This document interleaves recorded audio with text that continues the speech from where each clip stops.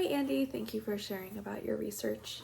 I have thought a lot about your research questions as I think they come up a lot, but you're right, a lot of research doesn't really address the things you're talking about. So you hear about depression in men and how maybe it's underreported, but like you said, there's some gaps there that need filling. And I thought it was an interesting question about socioeconomic status, and I found one research article which will be cited below about socioeconomic status in Asian populations, so not quite generalizable to American or even European populations, but they found that those the population, about 34% of Asian men reported poor mental health, perceived poor mental health, but only about 7% of them had a diagnosable disorder, which was interesting. And then they also found that more education, higher socioeconomic status, and one other thing, maybe I'll make a note of it because I'm blanking.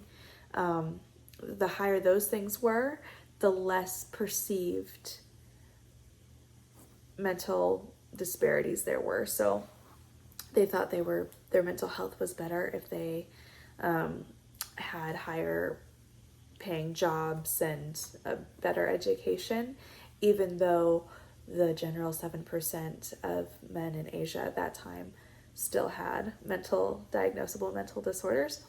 So I think perception of mental illness in the South would be a very interesting thing to look into when looking at men and how they perceive depression. And I almost wonder if that research would stem into how to approach depression in men and women differently and what we can find there. But I definitely think that your research is a great gap filler and jumping off point for so many things. You know, the more you know, or the more you want to know. So I wish you luck in your future endeavors, and thank you again for sharing.